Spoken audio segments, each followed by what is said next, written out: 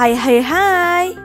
Hari ini kita mau belajar sejarah dengan tema konsep berpikir kronologis, diakronis, sinkronis, ruang dan waktu dalam sejarah.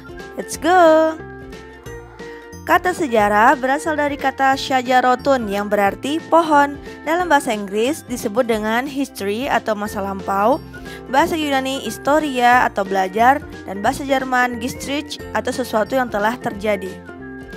Sebelum dilanjut, jangan lupa klik tombol subscribe-nya dulu untuk teman-teman yang baru bergabung. Oke, kita lanjut.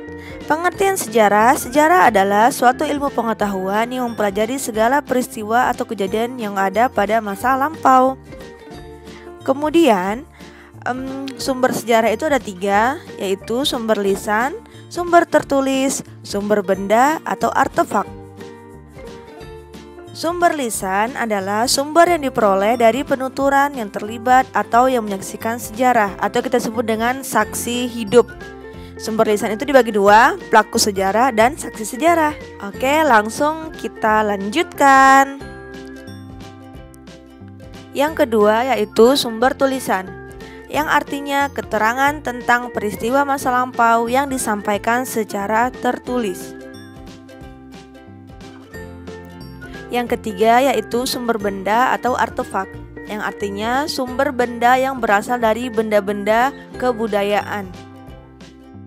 Oke teman-teman, sampai sini paham ya? Oke, kita bisa lanjut lagi mengenai ruang lingkup sejarah. Sejarah sebagai suatu peristiwa unik, penting, dan abadi. Sejarah juga sebagai kisah, sejarah sebagai ilmu, dan yang terakhir itu adalah sejarah sebagai seni. Oke, tadi kan kita udah ngebahas tentang pengertian sejarah dan segala macamnya. Sekarang kita mau ngebahas tentang yang berpikir kronologis, diakronis, sinkronis, ruang dan waktu dalam sejarah. Yang pertama, kita bahas dulu mengenai konsep berpikir kronologis. Kronologi diartikan sebagai ilmu yang mempelajari tentang waktu. Yang kedua, kronologi dalam sejarah merupakan urutan peristiwa sejarah yang terjadi. Kemudian, konsep berpikir kronologi itu juga sebagai peristiwa-peristiwa yang telah diklasifikasikan, lalu disusun secara runut berdasarkan waktu kejadian yang berlangsung. Yang kedua itu mengenai konsep berpikir diakronis. Diakronis artinya mempelajari sejarah dalam kurun waktu yang berurutan. Diakronis bersifat memanjang dalam waktu, tetapi terbatas dalam ruang. Sejarah mementingkan proses. Sejarah akan membicarakan satu peristiwa tertentu dengan tempat tertentu dari waktu A sampai kepada waktu B. Kemudian di sini aku akan memberikan contoh tentang konsep kronologis dan diakronis mengenai peristiwa kemerdekaan Indonesia 17 Agustus tahun 1945. Yang pertama itu menyerahnya Jepang akibat dari pemboman di Hiroshima dan Nagasaki. Kemudian golongan muda mendengar bahwa Jepang menyerah.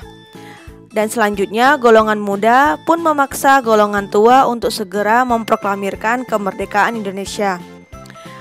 Kemudian terjadilah penculikan Soekarno dan Hatta ke Rengas Dengklok, yang pada akhirnya adalah tanggal 17 Agustus 1945 Indonesia memerdekakan diri dari penjajahan yang khususnya kali itu Jepang.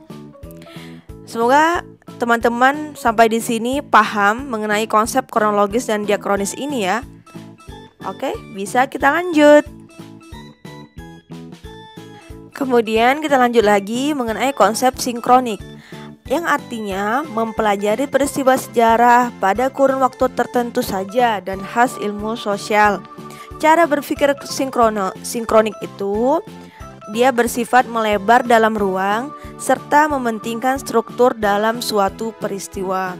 Memang bahasanya agak sedikit susah dipahami, tapi semoga bisa. Nanti aku akan berikan contoh selanjutnya kepada teman-teman, semoga paham. Oke, kita bisa lanjut lagi ya. Konsep ruang. Konsep ruang adalah konsep meliputi aspek lingkungan, lokasi, dan tempat suatu peristiwa sejarah.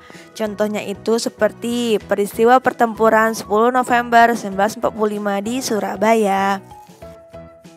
Kemudian yang terakhir yaitu konsep waktu. Konsep waktu dalam sejarah sangat diperlukan sebagai pengelompokan berdasarkan waktu atau pembabakan atau yang biasa kita sebut dengan periodisasi suatu peristiwa dan urutan waktu terjadinya peristiwa sejarah. Kronologis atau diakronis. Oke teman-teman, sampai sini dulu video dari aku. Nanti kita belajar sejarah lagi. Jangan lupa like, share, and subscribe. See you on the next video. Bye-bye. Assalamualaikum.